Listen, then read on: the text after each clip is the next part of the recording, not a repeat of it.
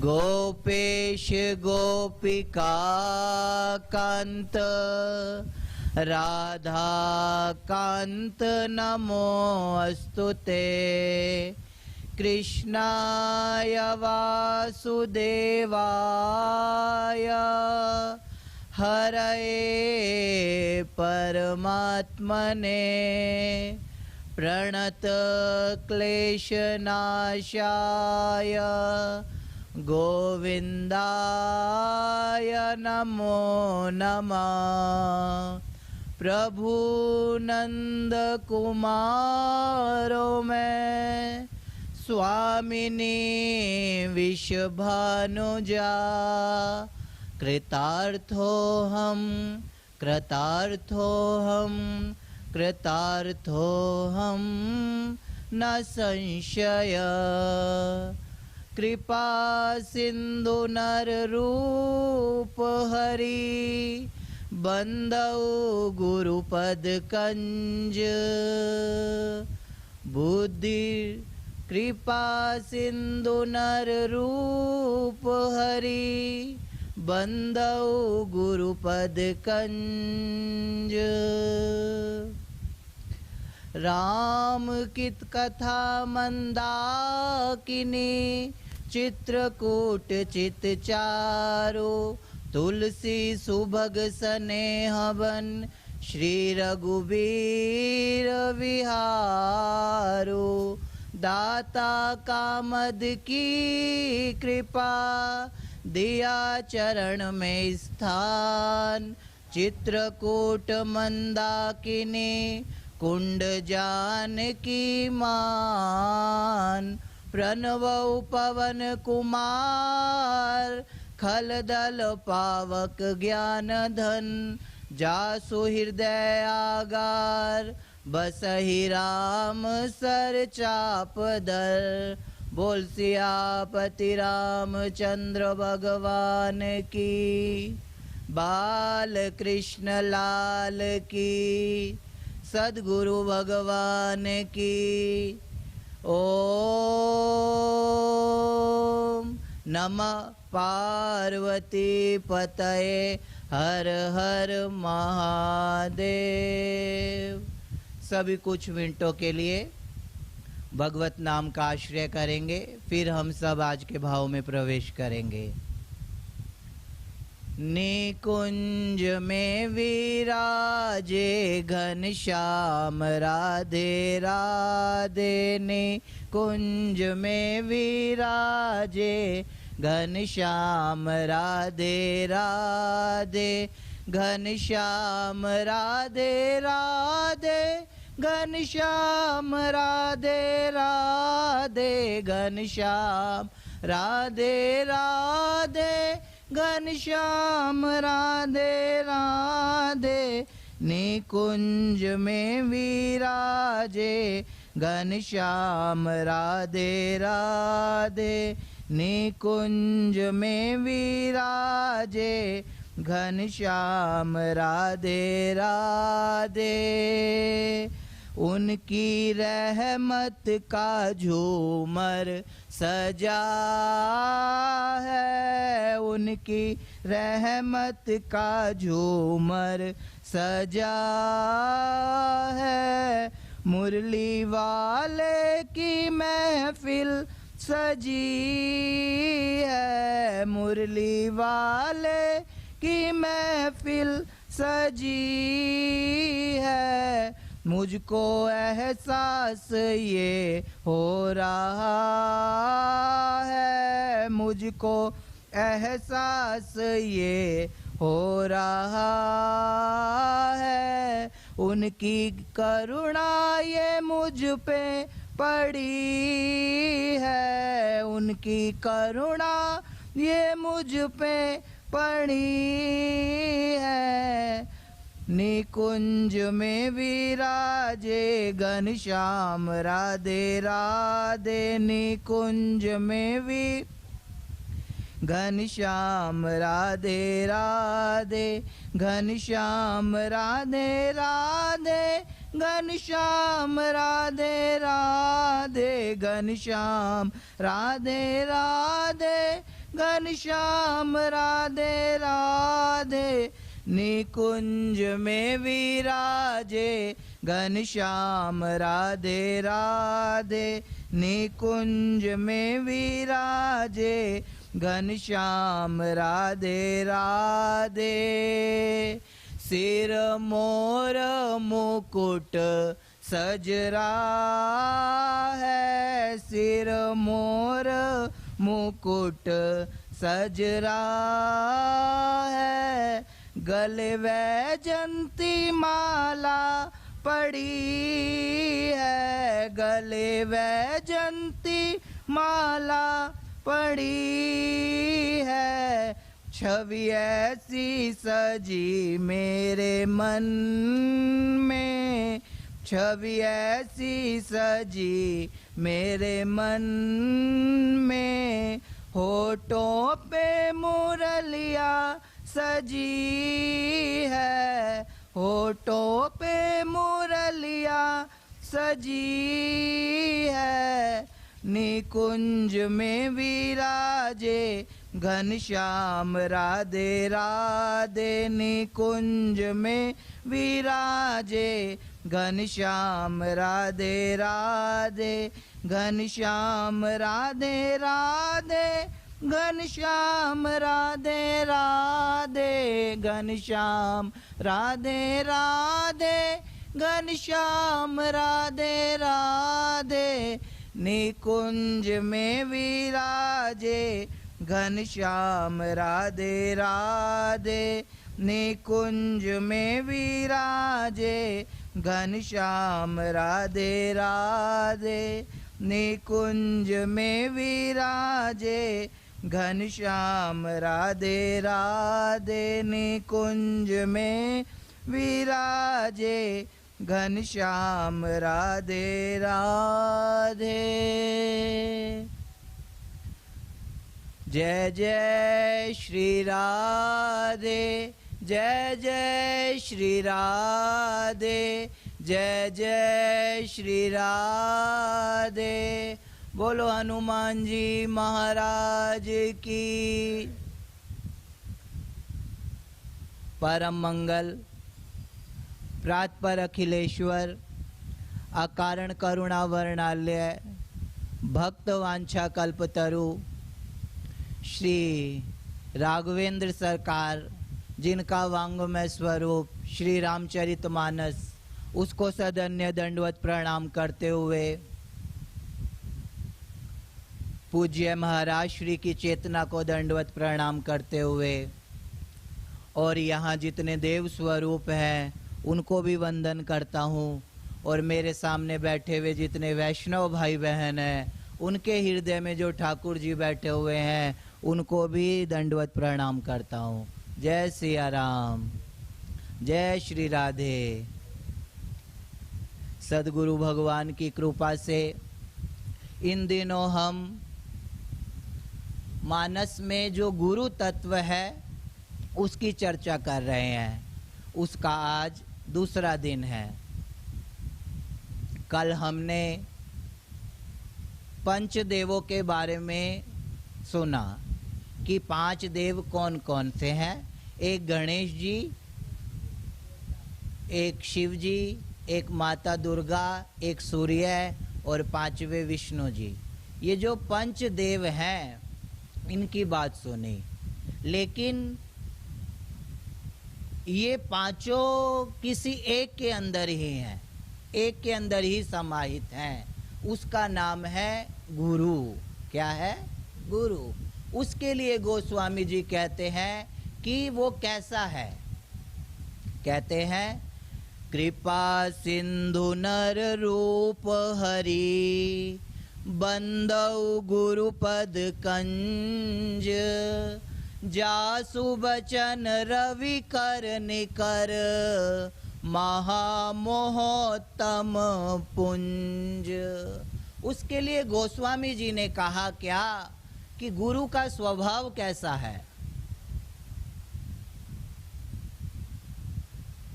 कि गोस्वामी जी कहते हैं गुरु का स्वभाव जो है वो है कृपा सिंधु।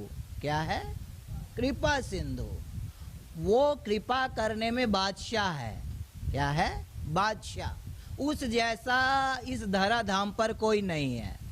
कृपा आपके ऊपर सब नहीं कर सकते, सब आपके ऊपर दया तो कर सकते हैं। आपके पास कुछ चीज नहीं है, किसी बात का अभाव है, तो वो आपके ऊपर उस समय कुछ धन देकर, कुछ वस्तु देकर थोड़ी आपके ऊपर दया तो कर देंगे। लेकिन कृपा जो है वो भगवान का स्वभाव है, वो गुरु का स्वभाव है। वो अनवरत हो रही है। क्या हो रही है? अनवरत। और जिस दिन कृपा करनी ठाकुर जी बंद कर देंगे, सदगुरु भगवान कृपा करनी बंद कर देंगे, उस दिन क्या हो जाएगा? जय श्री कृष्ण हमारा। जब तक ठाकुर जी ने हमें श्वास दी है, वो उनकी कृपा से ही तो चल रही है। चल रही है या नहीं? उनकी कृपा से ही हमारी श्वास चल रही है। अगर वो मना कर दे, वो ना दे, तो हम चल सकते हैं? नहीं चल सकते। तो कहते हैं सदगुरु का स्वभाव है क्या कि वो कृपा सिंधु हैं, और भगवान को आपसे एक ही चीज चाहिए। भगवान को आपसे एक चीज चाहिए जिसका नाम है भाव। क्या है? भाव। और भगवान को हमसे भी एक चीज चाहिए। भगवान को तो चाहिए भाव, लेकिन भक्त को क्या चाहिए भगवान से? उसका नाम है कृपा। क्या है? कृपा। हमारा भाव जो है वो शुद्ध हो, वो विशुद्ध हो, वो कुभाव ना हो, वो प्रभाव ना हो। जैसे कृपा करना सदगुरु का स्वभाव है, वैसे हमारा जो भाव है वो शुद्ध हो, वो विशुद्ध हो। लेकिन हमारा भाव कैसा है? वो बदलता रहता है। कैसा है? बदलता रहता है। कभी है और कभी नहीं है। हमारा शाश्वत नहीं है। लेकिन सदगुरु का जो स्वभाव है कृपा करना, वो कभी बदलता नहीं। और उस कृपा को, वो जो कृपा है उसको ठाकुर जी ने, अब देखो कृपा में दो शब्द हैं, एक तो कै के नीचे आधा रै प्लस पा, कहते हैं ना, कै के नीचे रै और प्लस पा इक्वल टू कृपा, ये बन गया। तो कै के नीचे जो रै है वो कहता है कै के नीचे रै, तो तू कुछ कर, तू कुछ कर, फिर जो तू पाएगा उसका नाम है कृपा। तो हम क्या करें जो हमें कृपा मिले? देखो, इसको समझने के लिए एक आपको लौकिक उदाहरण देता हूँ। मान लो हमारे घर में एक छोटा सा बच्चा है, नवजात शिशु है, और नवजात शिशु जो है वो अभी अपने पिता की गोद में है, अपने पिता की गोद में है। और पिता की गोद में वो जो नवजात शिशु है वो क्या करे? मलमूत्र का त्याग कर दे, मलमूत्र कर दे अपने पिता की गोद में। तो पिता जो होता है वो तुरंत कहता है नहीं नहीं, इसको लो, मैं नहीं ले सकता। क्यों? क्योंकि पिता के अंदर भी वात्सल्य है, लेकिन वो तुरंत माँ की गोद में दे देता है। लेकिन पिता में थोड़ा अहम होता है, और माँ के अंदर जो होता है वो वात्सल्य होता है। तो माँ क्या करती है? पिता की गोद से लेके बच्चे को उसके मलमूत्र का साफ करती है। और मलमूत्र जो साफ करना है वो है कर। क्या है? जो है कै के नीचे जो रै है वो है कर। मलमूत्र की सफाई कर देती है, और फिर साफ करने के बाद अपने बच्चे को वो सुंदर सुंदर श्रृंगार कर देती है। क्या करती है? श्रृंगार कर देती है। और फिर जब श्रृंगार कर देती है और साफ कर देती है, करना जो है वो है सेवा, और पाना क्या है? पा जो है वो है श्रृंगार। और जब आप सेवा भी करोगे और श्रृंगार भी करोगे तो आपको जो भगवान है, इसीलिए पहले जानकी की वंदना करी रामचरितमानस में, पहले जानकी की वंदना करी, बाद में राम की वंदना की, कि हम जो हैं हम तो गंदे हैं, लेकिन माँ क्या करेगी? हमें साफ सुथरा करके श्री ठाकुर जी की गोदी में बिठा देगी। तो करना है सेवा, और जो पा है वो है श्रृंगार, और जब कर और पा दोनों हो जाएंगे फिर आपके जीवन के अंदर आएगी क्या? प्रेम रूपी भक्ति। क्या आएगी? प्रेम रूपी भक्ति। तो एक शब्द है कृपा। गुरु का जो स्वभाव है, सदगुरु का जो स्वभाव है वो है सदा कृपा करना। क्या है? कृपा करना। कभी कभी हमारे पे कठोर कृपा भी होती है, कभी कभी कठोर कृपा भी होती है, और कभी कभी माधुर्य कृपा भी होती है, दोनों होती है, लेकिन दोनों में स्थित रहना। लेकिन हम क्या करते हैं, जब कठोर कृपा होती है तो ठाकुर जी को दोष देते हैं। जब कठोर कृपा हो, कोई दुख आए तो हम ठाकुर जी को दोष देते हैं। लेकिन जो भक्त है वो उसको भी कृपा समझता है। वो कहता है राजी है हम उसमें जिसमें तेरी कृपा है। यहाँ तो यूं भी वाह वाह है और यूं भी वाह वाह है। वो दोनों परिस्थितियों में एक जैसा रहता है। वो दुख को भी ठाकुर जी की कृपा समझता है और सुख को भी ठाकुर जी की कृपा समझता है। तो जो गुरु का स्वभाव है वो है कृपा सिंधु। क्या है? कृपा सिंधु। तो एक बार इस दोहे का सब पीछे पीछे गायन करेंगे और बोलेंगे क्या? कृपा सिंधु नर रूप हरि, बंदौ गुरु पद कंज, जासु बचन रवि कर निकर, महामोहतम पुंज। तो जो भगवान को हमसे एक चीज चाहिए जिसका नाम है भाव। क्या है? भाव। और भगवान को तो चाहिए हमसे भाव, लेकिन हमें क्या चाहिए भगवान से? उसका नाम है कृपा। क्या है? कृपा। अपने भावों को सुंदर बनाओ, हमारा भाव कुभाव ना हो। एक बार क्या हुआ, एक वैष्णव, एक भक्त, वो वृंदावन गया। वो वृंदावन गया। उसने देखा सुबह सुबह का टाइम था, ठाकुर जी की मंगला होती है राधा रमन जी की, तो वो वृंदावन जाता है। और उसने सोचा, रास्ते में चलते चलते हुए वो देखता है क्या कि रास्ते में एक जगह गरम गरम जलेबी बन रही है, गरम गरम जलेबी बन रही है। और जब उसने देखा कि जलेबी बन रही है तो उसके मन में भाव आया कि ये जलेबी मैं श्री ठाकुर जी के लिए लेके चलूं, इसका ठाकुर जी भोग लगाएंगे तो मुझे प्रसन्नता मिलेगी। तो उसने क्या देखा कि वो दुकान पे जाता है, और जैसे ही दुकान पे गया और जलेबी को बनते हुए देखा, भाव आया कि मैं इसको श्री ठाकुर जी के लिए लेके चलूं। और जब भाव आया तो दुकान पर पहुंच गया, और जैसे ही दुकान पर पहुंचा, दुकान पर पहुंचने के बाद क्या देखता है, जब तक वो जलेबी हलवाई बना रहा है कढ़ाई में, तो पहले तो उसको तलते हैं और तलने के बाद उसको चाशनी में डालते हैं। अब जैसे ही चाशनी में डालते हुए देखा तो उसने देखा कि चाशनी में मक्खियां बहुत हैं। क्या है? मक्खियां बहुत हैं। अब सोचा कि इसको कैसे लेके जाऊं, ये तो गंदी है ना, ये तो इसमें तो मक्खियां भी नकरी हैं, ये ठाकुर जी को कैसे भोग लगाऊं। अब वो थोड़ा विचलित हो गया। इतने में क्या हुआ, पास में से एक संत जा रहे थे, वो भी ठाकुर जी को रोज जलेबी चढ़ाते थे। तो वो दोनों का वहाँ पे मेल हुआ, एक आदमी का भी और एक संत का भी। तो जब उसको विचलित देखा तो संत ने पूछा कि भाई आप इतने विचलित क्यों होते हो? तो कहा मैंने सोचा गरम गरम जलेबियां बन रही हैं, और गरम गरम ये जो जलेबियां हैं इनको ठाकुर जी के लिए प्रसाद के लिए लेके जाऊं, लेकिन इनमें तो मक्खियां भी नक रही हैं, मेरा मन नहीं कर रहा मक्खियों को देख के।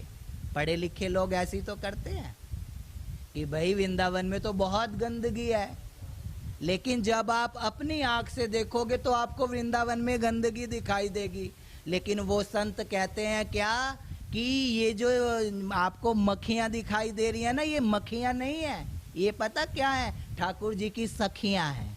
क्या है? ये मक्खियां नहीं है, ये ठाकुर जी की सखियां हैं। जब ये वाली भाव भरी बात सुनी तो उस जो आदमी था उसका जो मन था वो बदल गया। तो ऐसे जो सुंदर सुंदर भाव हैं ठाकुर जी आपका उनका भोग लगाते हैं। वस्तु की महत्ता नहीं है, भाव की महत्ता है। क्या है? भाव की महत्ता। लेकिन हमारी क्या है कि आप इसी खार से एक दुकान से मिठाई लाओ, यहाँ की जो सबसे बड़ी दुकान है वहाँ से मिठाई लाओ, और मिठाई लाने के बाद ये जो गुरु गंगेश्वर धाम है यहाँ ठाकुर जी के सामने पधराओ, और पधराने के बाद आप लेके आए रास्ते से लड्डू, लेकिन जब पुजारी जी ने उसमें 2 तुलसी के पत्ते रख दिए और फिर वो आपके पास आ गई तो फिर वो बर्फी या लड्डू नहीं रहते, फिर वो क्या बन जाते हैं? प्रसाद।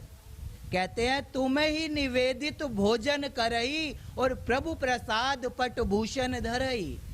है तो वस्तु, लेकिन ठाकुर जी के सामने आने के बाद वो प्रसाद हो जाती है। वो उसमें से वस्तु बुद्धि को हटा दो, और वस्तु बुद्धि रखोगे तो फिर वो प्रसाद नहीं बनेगी। और जो वस्तु को प्रसाद बना दे उसका नाम है भाव। क्या है? भाव। लेकिन हम क्या है, भाव हमारा अखंड नहीं रहता, भाव हमारा अखंड नहीं रहता। एक बार क्या हुआ, एक महात्मा जी थे, वो ठाकुर जी की कथा करते थे और ब्रिजवासी थे। क्या थे? ब्रिजवासी। नंद बाबा कहते हैं क्या कि ब्रिजवासी वल्लभ सदा मेरे जीवन प्राण, और उनहु कबहु न बिसारिए मोहे नंद बाबा की आन। ठाकुर जी स्वयं कहते हैं कि ब्रिजवासी वल्लभ जो हैं वो मुझे सदा प्रिय हैं। तो एक ब्रिजवासी थे, ब्राह्मण थे और कथा किया करते थे। तो कथा करें और भागवत की कथा करें, और भागवत की कथा करने के बाद तो जो 5वां दिन होता है भगवत कथा में, उसमें क्या होता है कि 5वें दिन की कथा गिरिराज जी की पूजा पे पहुंचानी होती है। कि कहाँ पर? गिरिराज जी की पूजा पर पहुंचानी होती है। तो क्या हुआ, हम जैसे बिल्कुल टाइम टू टाइम चलते हैं, जैसे 5:30 बजे शुरू होती है तो 6:30 बजे खत्म हो जाती है। तो उस दिन की कथा उनको गिरिराज पूजा पर पहुंचानी थी 5वें दिन की। फिर क्या हुआ, 5वें दिन की कथा में जैसे ही यहाँ पे 6:30 बजते हैं तो कथा विराम ले लेती है, तो उस दिन की कथा गिरिराज पूजा तक नहीं पहुंचा पाए। क्या हुआ, उन्होंने क्या किया, उससे पहले दामोदर लीला आती है। क्या आती है? दामोदर लीला।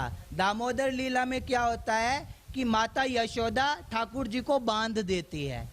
माता यशोदा ठाकुर जी को रस्सी से बांध देती है।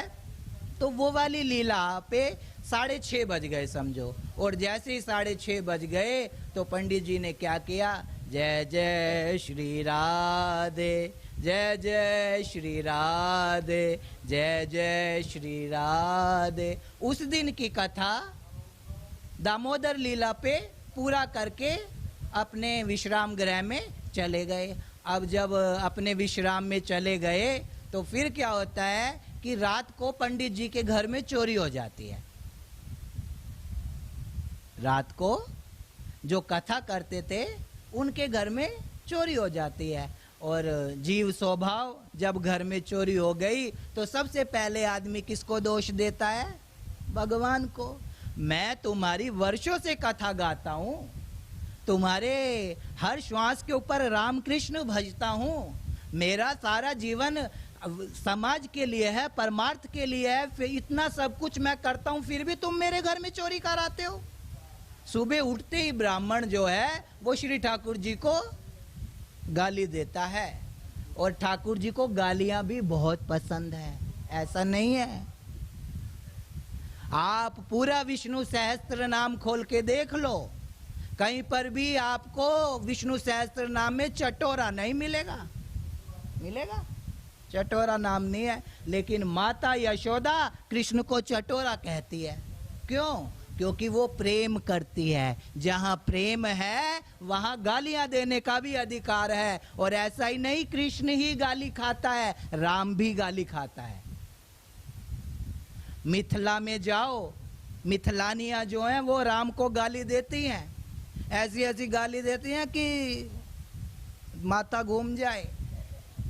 कहते हैं, नरसिंह मेहता कहता है, पहले केश खिंचाया पछे भड़ायो चीर और आया लाज गवाई के, आखिर जात तो अहीर है ना।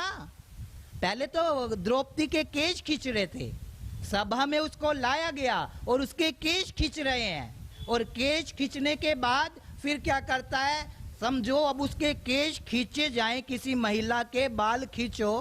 हाँ, अभी तुम तो खाली ऐसे बैठे हो, तभी तुम पैर कभी ऐसे करते हो, कभी ऐसे होते हो, कभी ये वाला एंगल बदलते हो, तो कितना बैठने में ही तुम्हें इतनी तकलीफ है। उसके तो केश खींचे गए होंगे द्रौपदी के, और केश खींचते हुए उसको कितनी जोर से पीड़ा हुई होगी।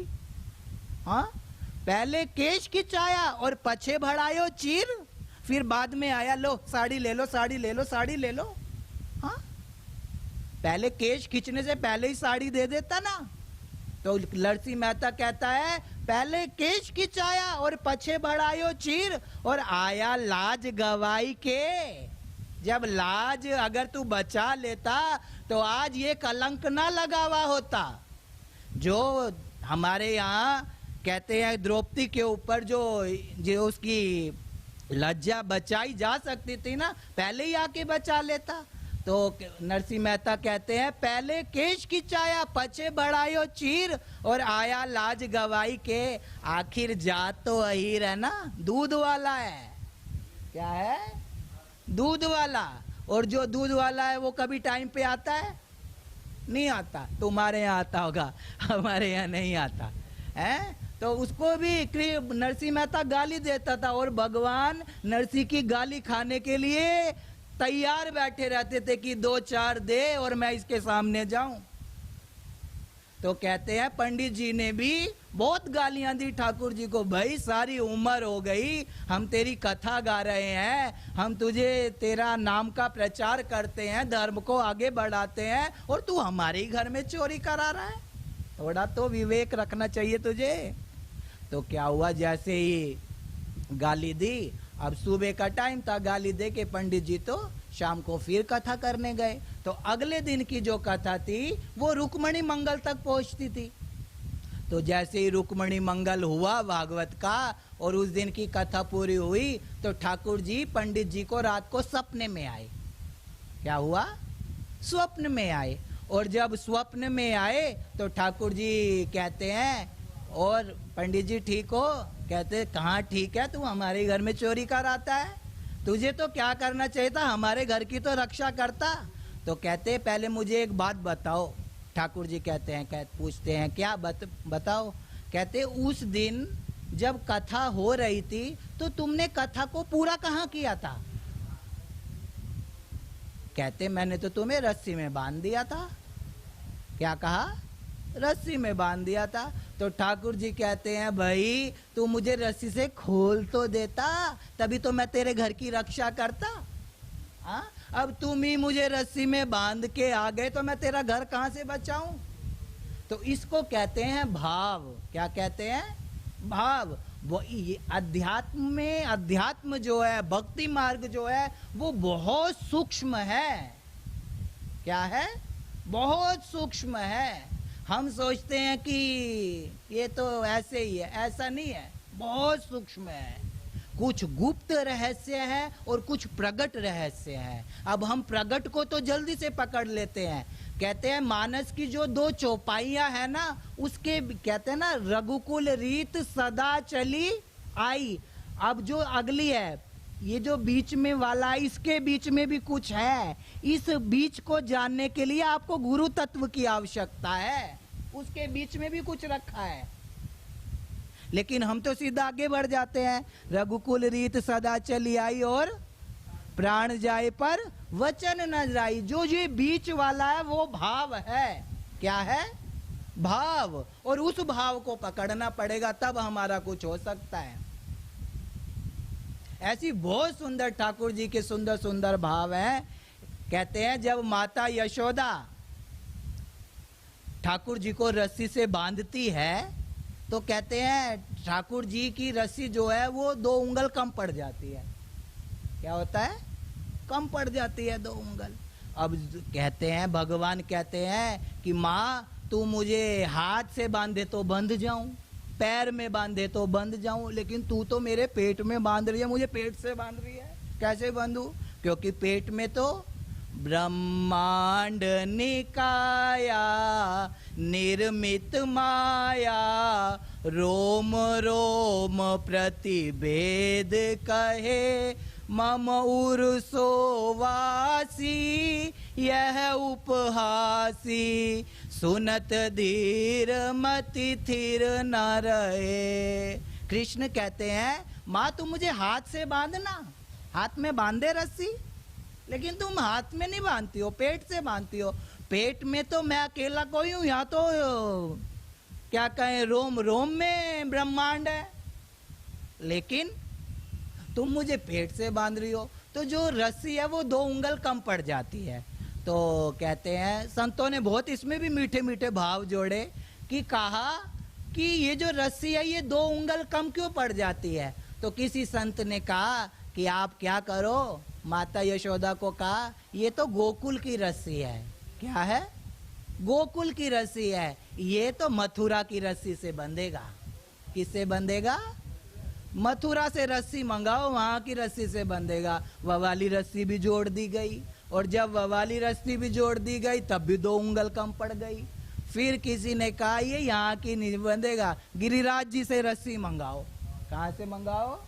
गिरिराज जी से रस्सी मंगाओ। और जब गिरिराज जी से रस्सी मंगाई गई तो उससे बांधा माता यशोदा ने, तो भी 2 उंगल कम पड़ गई।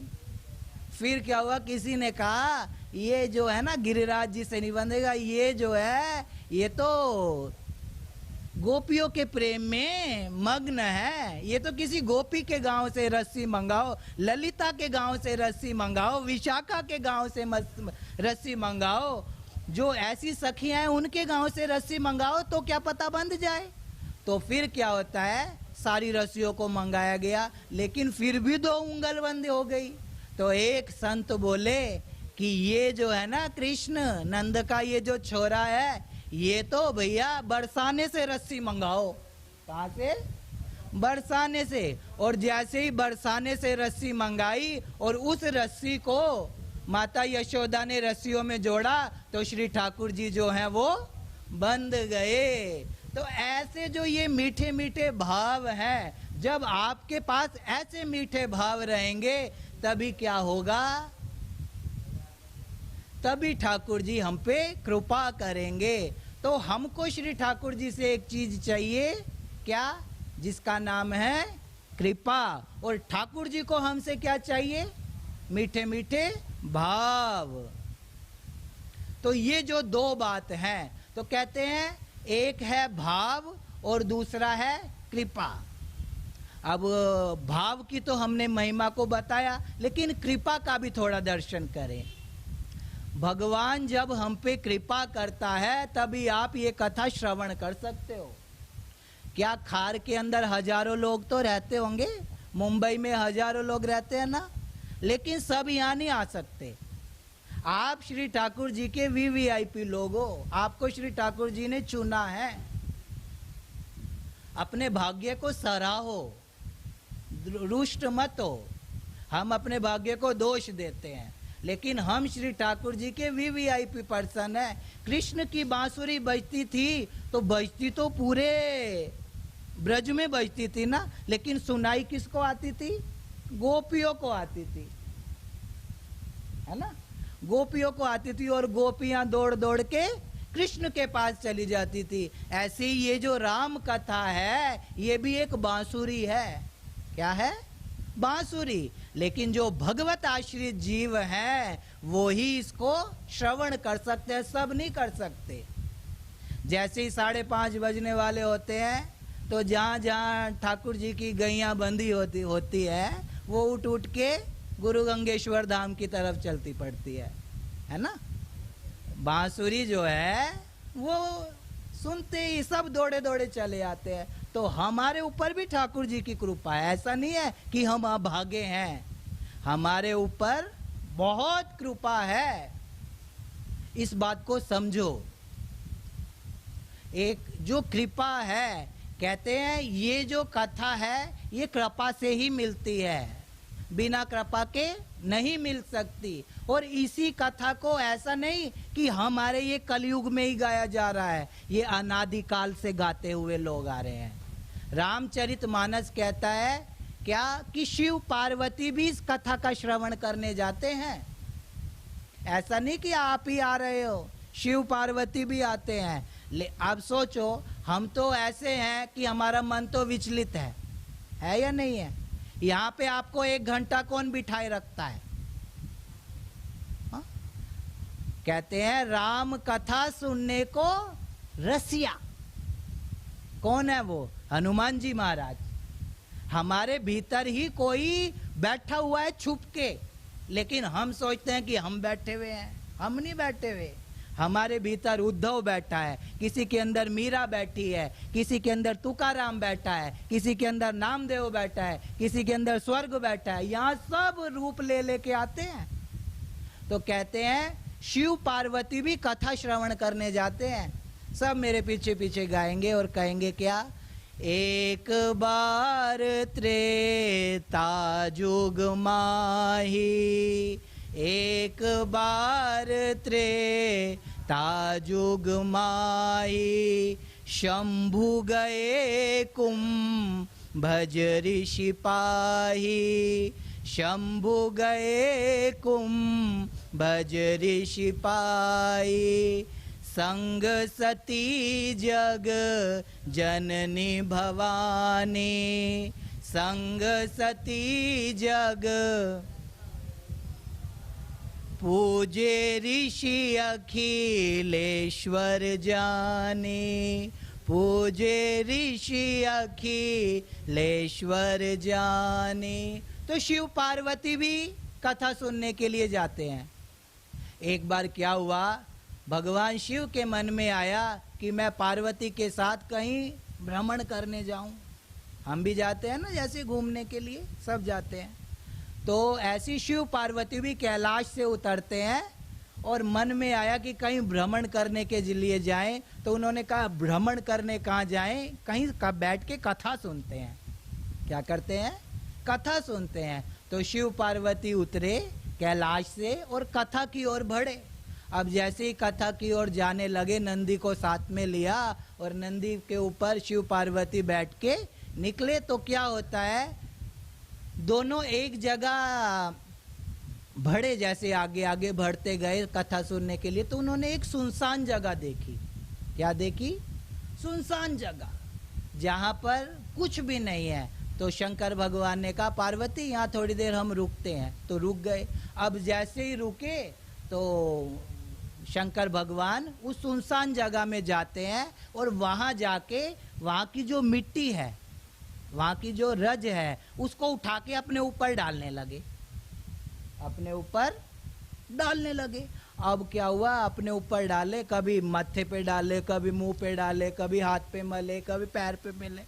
पार्वती देखती है, भोला ही है। कहती भोला ही है, इसमें तो भाई समझ नहीं आता यहाँ की मिट्टी क्यों डाल रहा है। पार्वती थोड़ी चिंता में सोचने लगी कि ऐसा क्या है यहाँ जो ये मिट्टी को उठा उठा के शंकर अपने ऊपर डाल रहा है। कहा चलो अभी आएंगे तो पूछूंगी। तो जैसे ही शंकर भगवान आए तो शंकर भगवान ने से पार्वती प्रश्न पूछती है कि आपने इस सुनसान जगह में यहाँ की मिट्टी को उठा के अपने ऊपर क्यों मला? यहाँ तो कोई मंदिर नहीं है, यहाँ तो कोई आश्रम नहीं है, यहाँ तो कोई नदी का किनारा नहीं है, ये तो रेगिस्तान है और यहाँ की मिट्टी को तुम उठा के अपने ऊपर डाल रहे हो। तो शंकर भगवान बोले कि ये मिट्टी, ये रेगिस्तान नहीं है, यहाँ पे 1000 साल पहले भगवत कथा हुई थी। क्या? 1000 साल पहले भगवत कथा हुई थी और उस भगवत कथा के वाइब्रेशन आज भी इस धरती के अंदर है, आज भी इस धरती में उतनी ऊर्जा है। इसलिए मैं यहाँ की मिट्टी को उठाकर अपने हृदय पे, अपने शरीर पर मल रहा हूँ।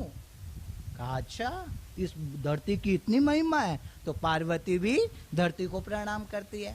फिर क्या हुआ, दोनों फिर आगे बढ़े, थोड़ा और आगे बढ़ते गए, बढ़ते गए, बढ़ते गए, 2-4 गांव निकल गए।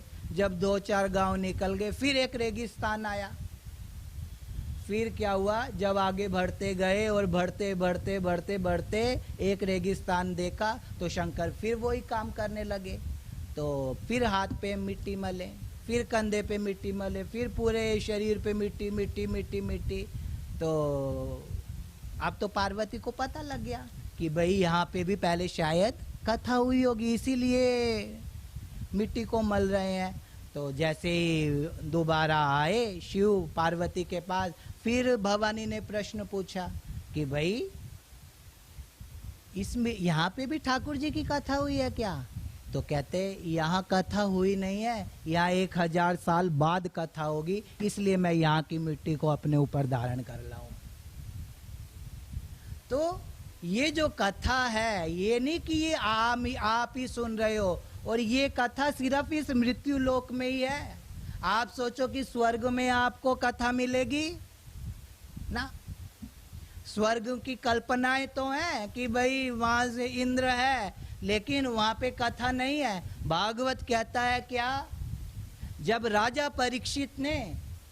राजा परीक्षित को श्राप लगा, और श्राप लगने के बाद राजा परीक्षित गंगा की ओर बढ़ते हैं, शुक्रताल की ओर बढ़ते हैं, तो क्या हुआ कि उसको तो मतलब 7वें दिन उसको मर जाना था, क्योंकि तक्षक ने काट लेना था। तो जब तक्षक काटने के बाद, नहीं, तक्षक काटने की जब बात पता चली कि 7वें दिन ये मर जाएगा, तो क्या होता है कि देवताओं ने सोचा कि ये तो मर जाएगा, तो हमारे स्वर्ग में तो अमृत है। क्या है? अमृत है। हम इस अमृत को तो परीक्षित को पिला देते हैं, वो तो फिर बच जाएगा, और सुखदेव जी से प्रार्थना करते हैं कि ये जो कथा अमृत है, ये तुम हमें पिला दो। ऐसी भी भागवत की कथा है। तो कहते हैं परीक्षित, सुखदेव जी बोलते हैं क्या कि ये जो तुम्हारे स्वर्ग का अमृत है ना, ये तो कांच है। क्या है?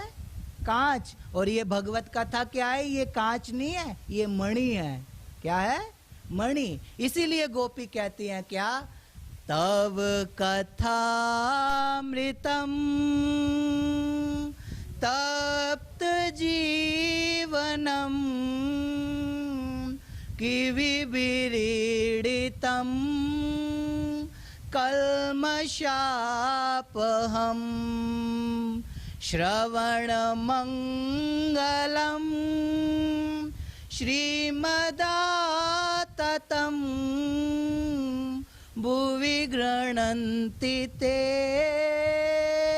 भूरिदा जना। तो इस कथा को भी अमृत बताया। क्या बताया? अमृत। ये कथा अमृत है, और ये ऐसा अमृत है ना जीने देता है और ना मरने देता है। जिसको ये रोग लग जाता है, जिसको ये रोग लग गया ना, ये ब्रांडेड रोग है। क्या है? ब्रांडेड रोग। ऐसे वाला नशा नहीं है कि सुबह रात को करो और सुबह को उतर जाए, ऐसा नहीं है। कहते हैं जो पीते हैं सड़कों पे जाके, वो गिरते हैं अनदेखे में जाके, और जो पीते हैं सत्संग का प्याला, वो गिरते हैं किसी सदगुरु की गोदी में आके। तो ये नशा करो ना, ये ब्रांडेड नशा है, ऐसा नहीं है। उस वाले को करो तो क्या होता है पता है? मुंबई वालों को तो पता होना चाहिए। कहते हैं ववाला करो, नाम है क्या? शराब। कहते हैं सह से सड़ाती है, और रह से रुलाती है, और बै से बर्बाद करती है, उसका नाम है शराब। तो वो नशा करने जैसा नहीं है। नशा करना है तो ये वाला करो। कहते हैं नाम खुमारी नान का, और चढ़ी रहे दिन रैन। व्यसन, व्यसनी भक्ति करो ना। पुष्टि मार्ग का एक शब्द है व्यसनी भक्ति। जब तक भक्ति व्यसनी नहीं होगी तब तक हमारा कुछ नहीं हो सकता। इसीलिए कल मैंने एक बात कही थी, बार बार बर मांगऊ हर्ष देव श्री रंग और पद सरोज अनुपाइनी भक्ति सदा सत्संग। ये जो सदा सत्संग है इसका मतलब है व्यसनी भक्ति, थोड़ी देर वाली ना करो हम। लेकिन ये तभी संभव है जब सदगुरु हम पे कृपा करेगा। और श्रवण को पहली भक्ति बताया, ऐसा नहीं है, श्रवण को पहली भक्ति बताया। श्रवणम कीर्तनम विष्णु स्मरणम पाद सेवनम अर्चनम वंदनम दास्यम सख्यम आत्मनिवेदनम। जो श्रवण है वो पहली भक्ति है, सुनना जो है वो पहली भक्ति है। कहते हैं, विभीषण भी कहता है, क्या, मुझे सुंदरकांड का एक दोहा बहुत प्यारा है इसलिए बता रहा हूं कि मैं आपकी शरण में क्यों आया।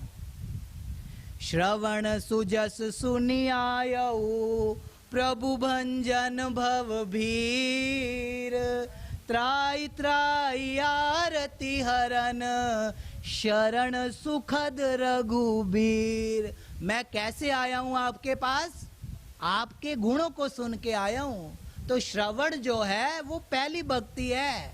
राजा पृथु कहते हैं, क्या, मेरा इन 2 कानों से गुजारा नहीं होता, मेरा इन 2 कानों से गुजारा नहीं होता, मुझे 10,000 कान दो। भगवान को कहते हैं, कितने, 10,000 कान। जहां वो अकेले बैठे हो समझो वहां 10,000 लोग बैठे हुए हैं। अब सोचो किसी के पास 10,000 कान हो, वो कितना अति विचित्र लगता होगा। ऐसा नहीं, लेकिन कहते हैं उनके 2 कानों में इतनी शक्ति थी कि वो 10,000 आदमी जहाँ वो अकेले बैठे हो तो 10,000 की गिनती कर सकते हो। तो वो कथा सुनने के इतने रसिया थे। लेकिन ये कथा किसी की कृपा से ही संभव है। लेकिन कृपा जो है, कृपा करने में जो बादशाह है उसका नाम क्या है, गुरु। और कहते हैं, बिंदु जी कहते हैं, क्या, कृपा की ना होती जो आदत तुम्हारी तो सुनी ही रहती अदालत तुम्हारी। गरीबों के दिल में जगह तुम ना पाते तो किस दिल में होती हिफाजत तुम्हारी। गरीबों की दुनिया है आबाद तुमसे, गरीबों से है बादशाहत तुम्हारी। तुम्हारी ही उल्फत के दृग बिंदु हैं ये, तुम्हें सौंपते हैं अमानत तुम्हारी। कहते हैं कि कृपा की अगर तुम्हारी आदत ना होती तो यहाँ कोई ना आता। ये सब क्यों आ रहे हैं, क्योंकि तुम कृपा करने में बादशाह हो, तुम कृपा करने में स्वामी हो। है या नहीं, आपको महसूस होता है या नहीं? ये सब कुछ जो चल रहा है किसी की कृपा से ही चल रहा है ना। देखो कहते हैं, बड़े भाग मानुष तन पावा, बड़े भाग मानुष तन पावा। ये जो मनुष्य शरीर है ये बड़े भाग्य से, बड़ी कृपा से ठाकुर जी की मिलता है। आप जब माँ के गर्भ में थे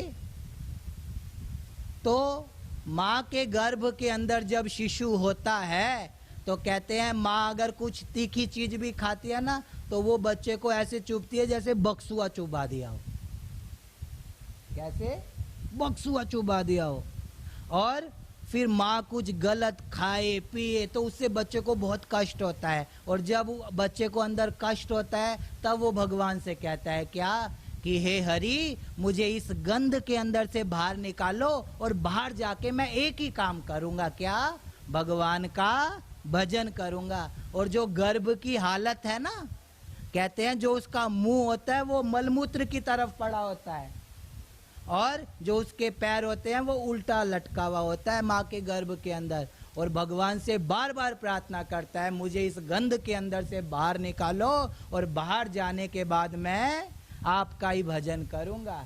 लेकिन जैसे ही माँ के साथ नाल से उसका कनेक्शन कटता है तो सबसे पहले उसको माँ की ममता ही पकड़ लेती है। फिर थोड़ा बड़ा होता है, फिर पिता का कुल पकड़ लेता है, फिर थोड़ा बड़ा होता है, फिर गुरु कुल पकड़ लेता है, फिर और बड़ा होता है तो ये समाज पकड़ लेता है। लेकिन जो अंदर कह के आया था बाकी सारे काम करता है, बस एक ही काम भूल जाता है, क्या? भगवान का भजन करना। कहते हैं जब आदमी, जो सतयुग था उसमें एक आदमी की उम्र 1,00,000 साल थी। कितनी? 1,00,000 साल। और लाखों साल बैठ के आदमी तप करता था। क्या करता था? तप। बाबा रामदेव जी अभी सबको हष्ट पुष्ट बना रहे हैं, तपस्वी बना रहे हैं, योगी बना रहे हैं। हाँ, देखो टांग को इधर करना, उधर करना, ऐसे करो वैसे करो, तप करवाते हैं आदमी को, प्राणायाम कराते हैं, प्रत्याहार कराते हैं, सब कुछ कराते हैं। फिर 1,00,000 साल आदमी की उम्र थी और तप करता था। और तब भी एक तप करने के बाद ये कन्फर्म नहीं था कि उसको राम मिलेंगे।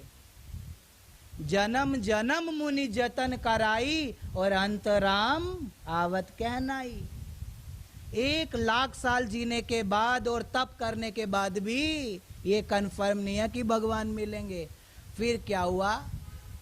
अगला युग आया। सतयुग के बाद कौन सा आया? त्रेता। त्रेता आया तो भगवान ने क्या किया? उस 1,00,000 में से एक जीरो को हटा दिया। कितना? एक जीरो को। फिर कितने बचे?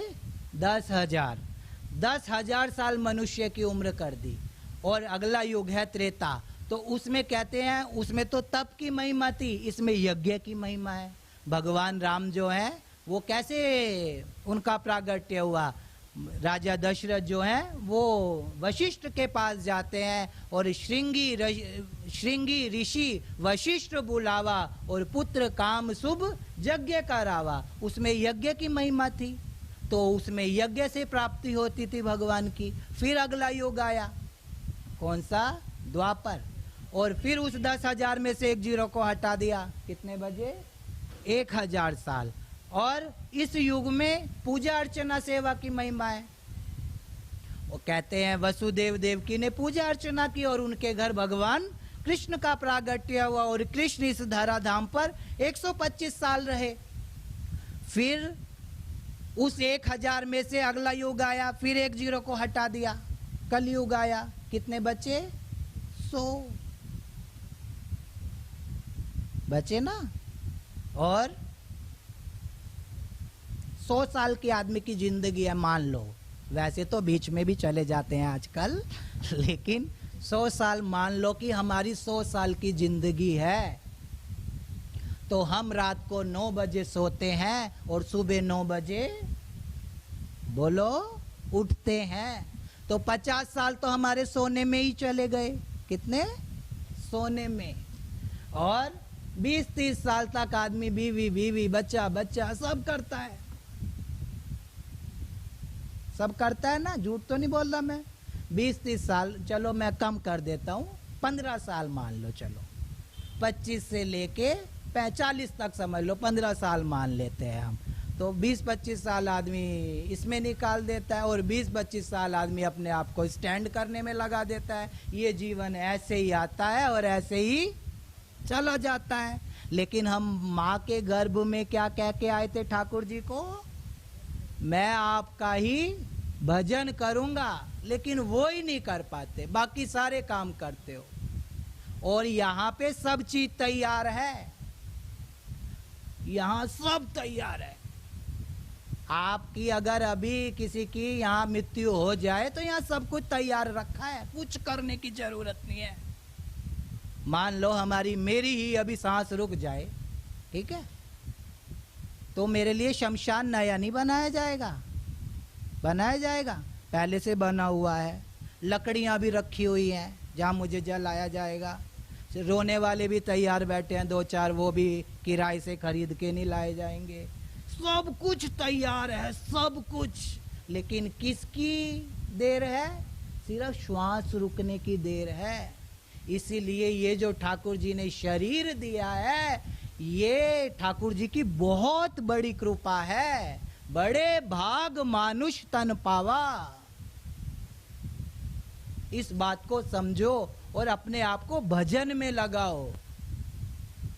देखो जो भजनानंदी होते हैं उनके, तुम सोचते हो कि हम ही ज्यादा होशियार हैं। तुम्हारे जो भजन, मान लो जो भजनानंदी हैं उनके भी तो सारे काम चलते ही हैं ना, चलते हैं। बाबा जी रुक रहे हैं, बाबा जी से पूछो आपका कोई काम रुकता है? सब बहुत धड़क्के से चलता है। क्यों चलता है? क्योंकि इनका पहला भरोसा है भगवान। ये बाद में और संसार के पास जाते हैं। हमारे पास क्या है कि अगर हम पहला भरोसा भगवान को मान लेना, दुख भी आए तो भी भगवान के पास जाओ ना। लेकिन हम क्या करते हैं, पहले देखते हैं अभी यहाँ से चल जाएगा ना, अभी यहाँ से चल जाएगा तो कुछ नहीं होता।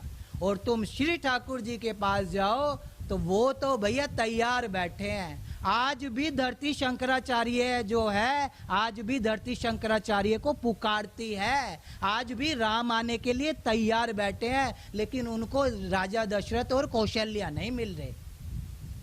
अब मान लो आपको एक चार्टर प्लेन ही धरती के ऊपर उतारना हो तो पहले हेलीपैड बनाना पड़ता है ना, तभी तो राम उतरेंगे, नहीं तभी तो अवतार होगा। लेकिन अभी राजा दशरथ और कौशल्या नहीं मिल रहे।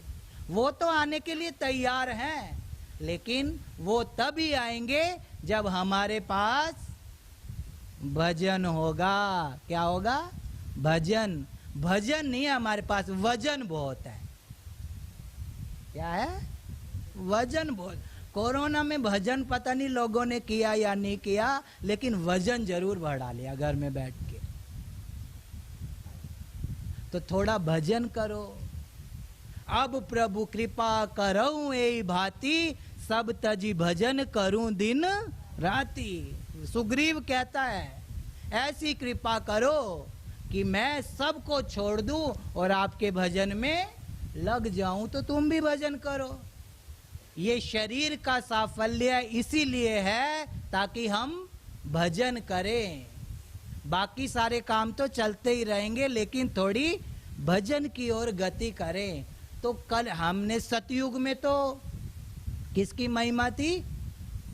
तप की, और त्रेता में यज्ञ की, और द्वापर में पूजा अर्चना की, और कलयुग में भगवान इस 500 साल के अंदर जितने महापुरुष आए उन्होंने एक बात के ऊपर ही जोर दिया। आपसे मैं पूछूं कि आप तप कर सकते हो? उठाओ कितने जने कर सकते हो रोजाना?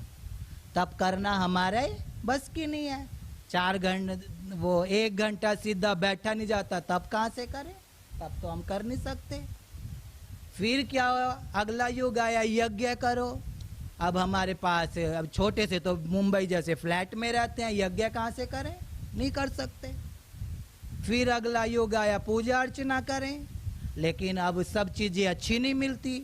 फूल है, पूजा अर्चना के जो सामान है उनके अंदर कुछ अच्छा नहीं मिलता, कहाँ से करें? फिर क्या हुआ? कलयुग का जो महान साधन है वो क्या है?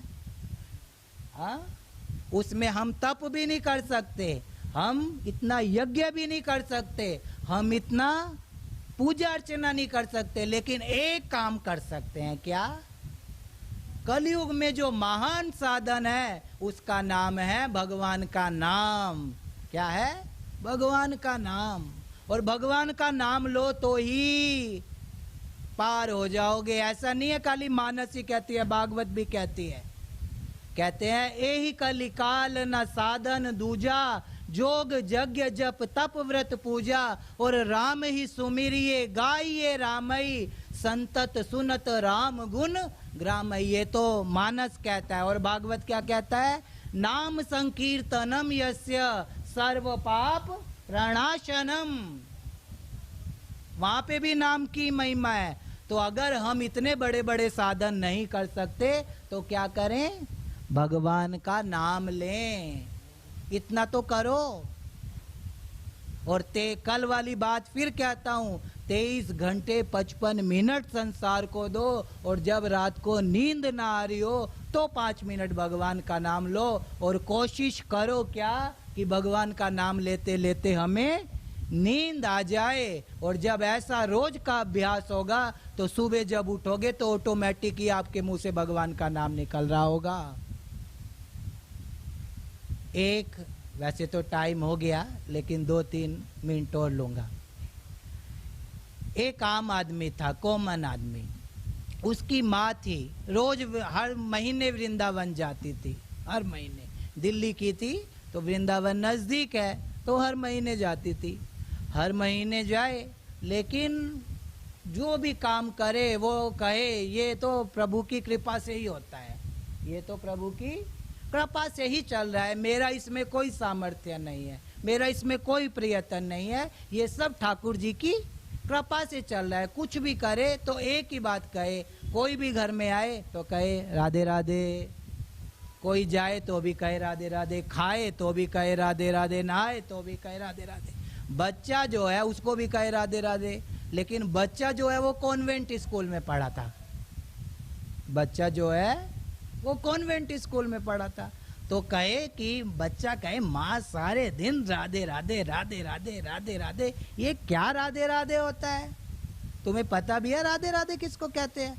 तो माँ ने कहा भाई मुझे तो पता नहीं, माँ तो बोली थी। तो कहा अब कि मैं वृंदावन जाऊंगी ना तो गुसाइयों से पूछूंगी कि राधे राधे किसको कहते हैं। तो माँ वृंदावन जाती है और गुसाइयों से पूछती है कि राधे राधे किसको कहते हैं, मेरे बच्चे को आके बताओ ना। तो कहते हैं गुसाई जो हैं वो माँ को कहते हैं मैं तुम्हारे घर ही आऊँगा और आके खुद ही बच्चे को बताऊँगा। अब क्या हुआ कि गुसाई जो हैं वो वृंदावन से उस माई के घर में गए, और जब घर में गए तो माई तो पूजा पाठ में लीन थी और सामने बच्चा ही मिला दरवाजा खड़काते ही। अब संत घर में आए तो संतों ने भी उस बच्चे को कहा बेटा राधे राधे। कहा एक तो पागल थी, ये दूसरा और आ गया। एक मेरी माँ तो थी सारा दिन राधे राधे करने वाली, ये बाबा और आ गया हमारे घर में। अब कहा कि तुम सब राधे राधे राधे राधे करते हो, ये राधे राधे किसको कहते हैं, पहले ये तो बता दो। तो संत ने कहा कि जब तू मरना ना बेटा तो अब तू जो तेरे को लेने आए यमदूत उनको पूछना कि राधे राधे किसको कहते हैं, राम राम किसको कहते हैं, हरि ओम किसको कहते हैं। ये जब लेने आए तो यमराज को पूछना। अब क्या हुआ, संत तो इतनी बात बता के वृंदावन के लिए प्रस्थान कर गए। अब क्या हुआ, वो बच्चा रात को स्वप्न में अपने मरने का दर्शन करता है कि मैं मर गया और मुझे यमदूत उठा के ले जा रहे हैं। जैसे ही यमदूत बच्चे को पकड़ने लगे तो बच्चा कहता है आप मुझे लेके तो चले जाओ लेकिन मुझे एक बात बता दो। कहा क्या? कि राधे राधे किसको कहते हैं, राम राम किसको कहते हैं, ये दुनिया पागलों की तरह राम राम क्यों गाती है, इससे क्या होगा। तो जैसे ही यमदूत से प्रश्न किया, अब यमदूत कथा में कोई आता था जो उसको पता हो कि राधे राधे किसको कहते हैं। उसने कहा भाई मुझे नहीं पता। कहा तुम्हें नहीं पता तो किसको पता? तो उन्होंने कहा जिन्होंने इस सृष्टि को बनाया ब्रह्मा जी, उनको जरूर पता होगा कि राधे राधे किसको कहते हैं, राम राम किसको कहते हैं। कहा तो मुझे उनके पास लेके चलो। तो यमदूत जो है वो बच्चे को उठा के ब्रह्मा जी के ब्रह्मलोक में लेके जाता है, और जब ब्रह्मलोक में लेके गया तो फिर पूछा, ब्रह्मा जी कहते हैं कि ब्रह्मलोक में तो आम आदमी आ नहीं सकता, ये कैसे आ गया? तो कहा इसके मन की इच्छा है वो पूरी कर दो, ये चला जाएगा। कहा क्या इच्छा है? इसको ये बता दो कि राधे राधे किसको कहते हैं। ब्रह्मा कहते मुझे क्या पता राधे राधे किसको कहते हैं, मैंने राधा को कोई बनाया, मैंने राम को कोई बनाया, वो तो हम तो ठीक है सृष्टि को चला रहे हैं, हम तो उनके कार्यकर्ता हैं, नौकर हैं, वो तो मालिक है, हमें नहीं पता राधे राधे और राम राम किसको कहते हैं। कहा अच्छा तुम्हें नहीं पता तो फिर किसको पता? तो कहा एक आदमी है जो 24 घंटे शंकर भगवान जो उनके नशे में रहता है, शंकर सहज स्वरूप संभारा, लागी समाधि अखंड अपारा। वो तो राम नाम लेते लेते समाधि में पहुंच जाते हैं, तो उनको पता होगा। ब्रह्मा जी कहते हैं हम उनके पास चलते हैं। तो तीनों जने शिवलोक गए, और शिवलोक में जाके शंकर जी के जैसे ही जाने लगे तो शंकर भी कहते हैं कि भाई ये आम आदमी तो यहाँ आ नहीं सकता, ये कैसे आ गया? कहा इसके मन की इच्छा है वो पूरी कर दो, ये चला जाएगा। कि क्या इच्छा है? कहते हैं कि इसको ये बता दो कि राम राम किसको कहते हैं, राधे राधे किसको कहते हैं। तो कहते हैं शंकर जी बोले कि मैं भी नशे में तो रहता हूँ, भगवान के व्यसनी भक्ति करता हूँ, लेकिन मैं भी इस नाम की महिमा नहीं गा सकता, मैं भी इन नाम की महिमा नहीं गा सकता, ये तो अनिर्वचनीय है। तो कहा मुझे भी नहीं पता। कहा तुम्हें भी नहीं पता तो किसको पता? कहा फिर एक आदमी आखिरी बचा है। बच्चा कहता भाई मुझे तो मेरे घर ही छोड़ाओ, मैं तो थक गया तुम्हारे राधे राधे और राम राम के चक्कर में, मुझे मेरे घर में ही छोड़ाओ, मैं वहीं खुश हूँ। कहा नहीं, वो यमदूत कहता है एक आदमी बच्चा है उससे भी पूछ लो। कहा कौन? कहते विष्णु जी। बच्चा कहता मैं तो थक गया, मेरे लिए पालकी मंगाओ, मैं तो उसमें बैठ के जाऊंगा, मैं तो उसमें बैठ के जाऊंगा। और कहते हैं पालकी मंगाई और तीनों चारों उसको उठा के विष्णु लोक में लेके गए। और विष्णु लोक में भी जैसे ही जाने लगे तो विष्णु भगवान भी कहते हैं कि आम आदमी तो आ नहीं सकता, ये कैसे आ गया? कहा इसके मन की इच्छा है वो पूरी कर दो, ये चला जाएगा। क्या इच्छा है? कि इसको ये बता दो राधे राधे किसको कहते हैं, राम राम किसको कहते हैं। तो विष्णु भगवान बोले कि एक जो मृत्यु लोक के आदमी को सभी लोगों का दर्शन करा के लाके मेरी गोद में बैठा देना, ये राधा नाम की महिमा है, ये कृष्ण नाम की महिमा है, ये राम नाम की महिमा है। तो इस कलयुग का जो महान साधन है उसका नाम है भगवत नाम। और वो नाम कौन देगा? हमारे सदगुरु। कौन देंगे? हमारे सदगुरु देंगे, और कोई नहीं दे सकता। इसीलिए बात को पूरा करते हुए कहूं कि कृपा सिंधु नर रूप हरि बंदव गुरुपद कंज, और जासु बचन रवि कर निकर महामोहतम पुंज। जो नाम की दीक्षा है वो कौन देगा? हमारा सदगुरु। तो आज के भाव को श्री ठाकुर जी के चरणों में समर्पित करते हुए सब मेरे साथ 2 मिनट के लिए गाएंगे। वैसे तो हो गया समय, लेकिन कुछ क्या होता है कि किसी को भूख नहीं लगती, तो भूख लगने के लिए भी पहले गोली खाई जाती है। राम किंकर जी कहते थे कि भूख लगने के लिए भी गोली खाई जाती है, लेकिन उसको पचाने के लिए भी टैबलेट खानी पड़ती है। तो अब हमने शुरू में भी भगवान का नाम लिया था, वो किस लिए? ताकि भूख लगे। अब ये जितना सुना है ये पच जाए, इसके लिए भी एक बार थोड़ा सा भगवान का नाम ले लें। तो कहते हैं 2 मिनट के लिए भगवान का नाम लेंगे और गाएंगे क्या?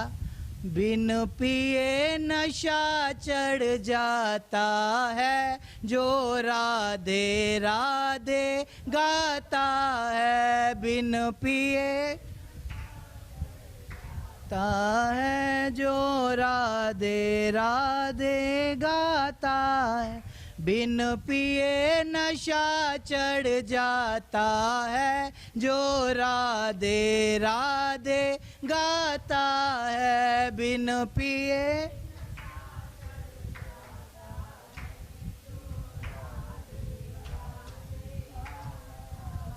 रस पीने का तू इरादा तो कर, रस पीने का तू इरादा तो, मेरे बाके बिहारी से वादा तो कर। मेरे वो खुद चल कर के आता है, जो राधे राधे गाता है। वो खुद चल कर के आता है, जो राधे राधे। दुनिया के जिसने ताने सहे, दुनिया अखियों से प्रेम के आंसू बहे।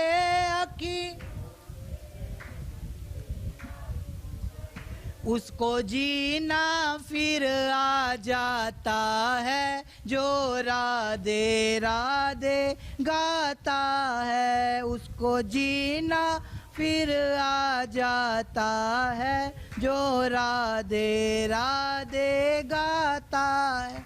कहीं और नहीं वो जाता है जो राधे राधे गाता है। कहीं और नहीं वो जाता है जो राधे राधे गाता है। जय जय श्री राधे, जय जय श्री राधे, जय जय श्री राधे।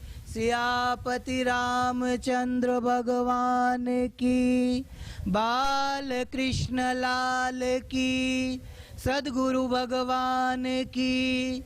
ओम नमः पार्वती पतये हर हर महादेव।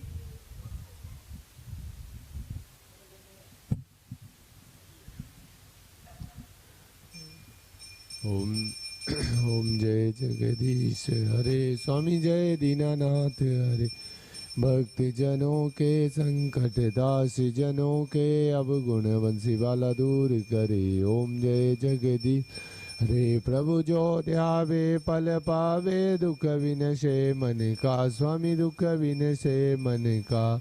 सुख संपत्ति घर आवे, श्याम सुंदर घर आवे। कष्ट मिटे तन का। ओम जय जग से हरे। प्रभु मात पिता तुम मेरे, शरण गहूँ मैं किसकी। स्वामी शरण गहूँ मैं किसकी।